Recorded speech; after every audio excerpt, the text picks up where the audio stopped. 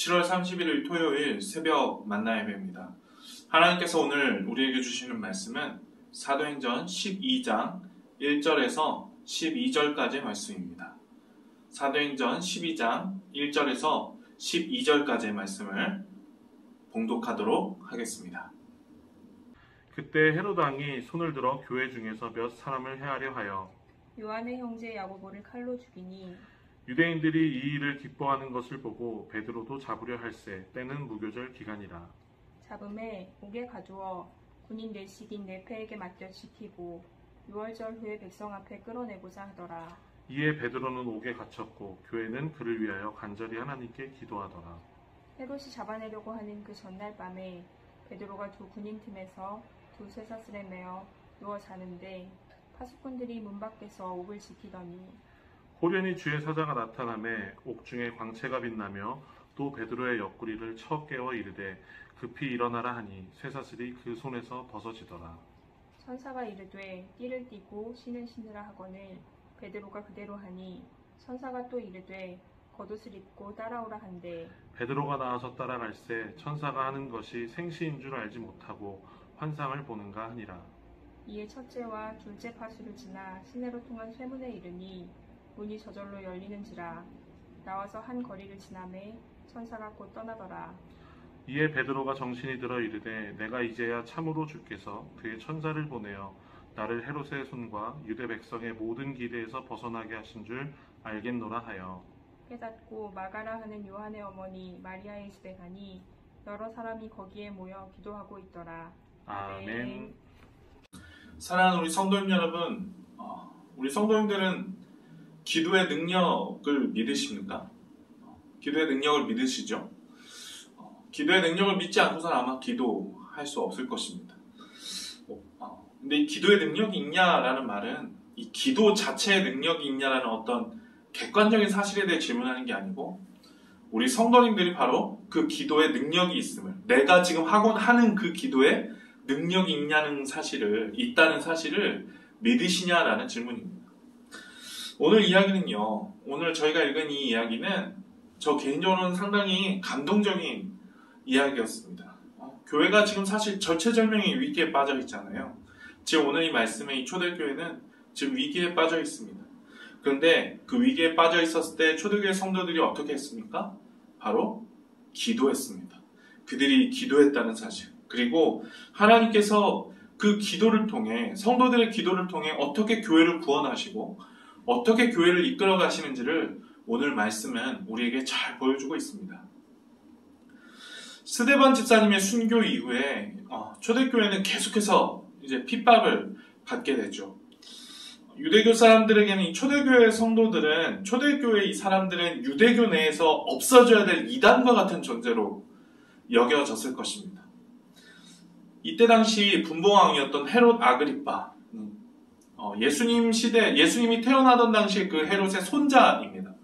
헤롯 아그리파 역시 이 자신의 안정적인 통치를 위해서는 분명히 이 유대인들의 환심을 사야 했기 때문에 이 유대인들이 원하는 대로, 그래서 교회를 제물 삼아서 이제 교회를 핍박하기 시작하는 것이죠. 그래서 오늘 말씀에 누가 순교합니까? 바로 사도 야고보, 세베대의 아들 사도 야고보가 오늘 말씀에 드디어 순교하게 됩니다. 오늘 이 이야기에서 사도 야고보가 순교하게 된 것에는 바로 이런 배경이 있는 것이죠. 그런데 여러분, 오늘 이 핍박은요, 사도 야고보를 죽이는 데 그치지 않았습니다.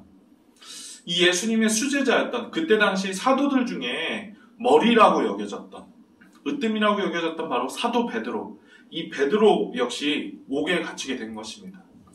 그런데요, 여기서 오늘 이야기의 가장 중요한 구절이 등장합니다. 바로 5절 말씀인데요. 5절 말씀을 제가 다시 한번 읽어보도록 하겠습니다. 이에 베드로는 옥에 갇혔고 교회는 그를 위하여 간절히 하나님께 기도하더라. 아멘. 초대교회는요, 단순히 이 사도 베드로가 지금 감옥에 갇혀서 이제 곧 죽을 일을 앞두고 있는, 사도 야고보처럼 이제 곧 죽게 될 이런 위기 가운데서요, 단순히 슬픔에 잠긴 채 손 놓고 있지만은 않았습니다. 그들은 무엇을 했습니까? 바로 기도를 한 것이죠. 기도. 그들이 이렇게 기도했을 때 어떤 일이 벌어집니까? 오늘 말씀 보시면 하나님의 사자가요, 베드로에게 찾아옵니다. 감옥에 갇혀있던 베드로. 참 베드로도 대단한 게 이제 곧 죽을 날을 받아두고 있는 사람인데도 평온하게 잠을 자고 있죠. 이 하나님의 사자가 이 감옥에서 잠을 자고 있던 베드로를 깨웁니다. 그리고 그가 그렇게 깨웠을 때 그가 자신이 옥죄고 있던 그 쇠사슬이 저절로 풀리게 됩니다. 또 이 하나님의 사자가 가자는 대로 갔을 때에 이 옥문이 저절로 막 열리게 되는 그런 놀라운 경험을 하게 됩니다. 그런데 여기서 중요한 사실이 하나 있어요. 오늘 말씀 12절 보시면 초대교회 성도들이 어떻게 하고 있었습니까? 그들은요, 베드로가 이미 하나님의 사자의 손을 통해 풀려난 것인지도 알지 못한 채 계속해서 기도하고 있었죠. 여러분, 그들은 자신들의 기도가 이미 응답된 것도 알지 못한 채 계속해서 기도하고 있었습니다. 여러분, 이 모습은요, 우리가 기도할 때 우리가 경험하는 이 기도의 현실을 아주 생생하게 잘 보여주고 있습니다. 여러분, 우리는 그저 기도합니다. 그렇죠? 우리는 그저 기도하는데 우리의 현실 인식은요, 시간과 공간에 제약되어 있어서 우리가 보이는 것, 그리고 내가 시간에 지나쳐서 우리가 인식할 수 있는 것만을 인식하지 않습니까? 그래서 우리는요, 그 기도가 실제로 응답된 것인지, 그 기도가 과연 하나님께 전달은 된 것인지, 하나님께서 들으신 것인지조차 우리는 확신하지 못할 때가 많이 있습니다. 여러분, 이건 기도할 때요, 단순히 믿음 없이 기도하는 이거랑은 완전히 차원이 다른 문제입니다. 초대교회 성도는요, 분명히 믿음으로 기도했거든요. 초대교회 성도님들 역시 분명히 믿음으로 기도했을 텐데, 이들은요, 단지 그들이 지금 자신이 기도하고 있던 그 순간에 이미 하나님께서 그들의 기도에 응답해주고 계셨다는 그 사실을 인식하지 못했을 뿐이라는 것입니다.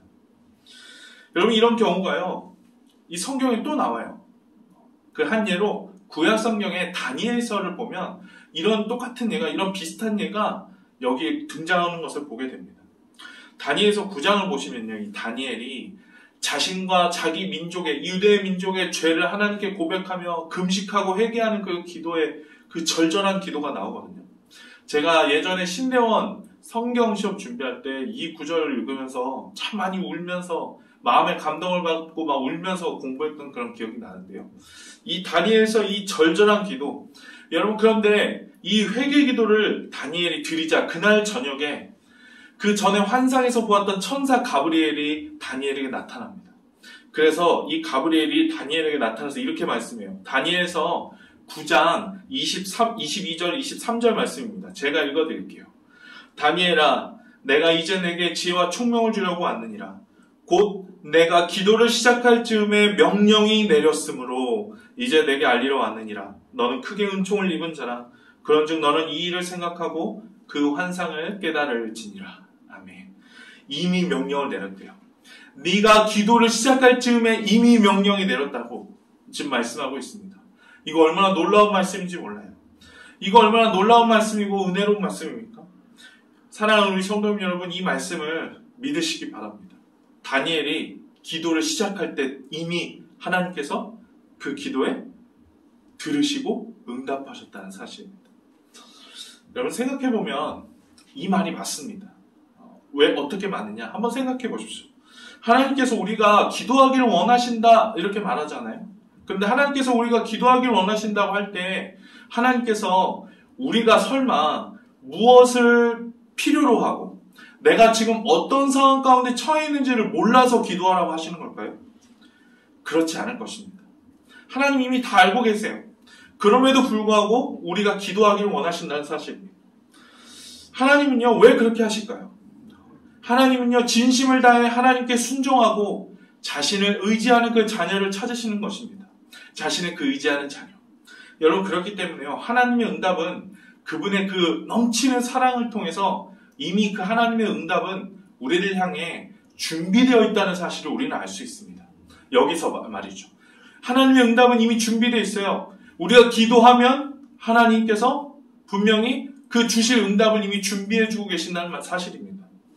여러분, 그렇기 때문에 문제는 우리에게 있어요. 우리가 야고보서 4장 3절에서 말씀하는 것처럼 우리가 진심으로 기도하지 않기 때문에, 혹은 우리가 정욕으로 쓰려고 잘못 구하기 때문에 우리가 그 응답을 못 받는 것이지, 사실은 하나님의 응답은 이미 준비되어 있고, 그래서 우리가 기도할 때 하나님께서는 분명히 우리에게 응답하시고 우리의 기도를 무시하지 않으신다는 사실입니다.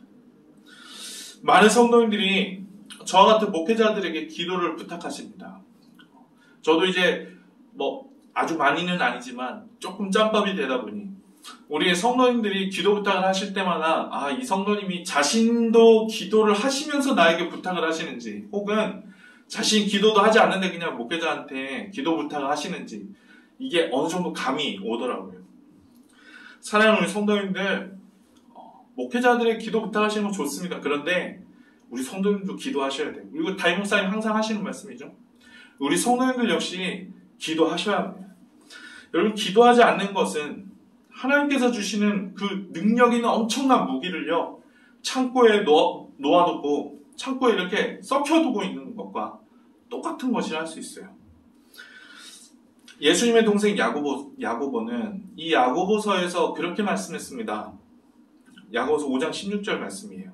너희 죄를 서로 고백하며 병이 낫기를 위하여 서로 기도하라. 의인의 간구는 역사하는 힘이 크니라. 의인의 간구는 역사하는 힘이 크다.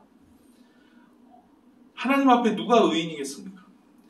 로마서에 분명히 우리는 다 죄인이라고 그랬는데, 여기서 말하는 의인은 그러니까 바로 용서받은 죄인을 말하고, 바로 그 용서받은 죄인이란 바로 우리와 같이 주님을 믿고 용서를 받은 그러한 사람들을 가리키는 것입니다.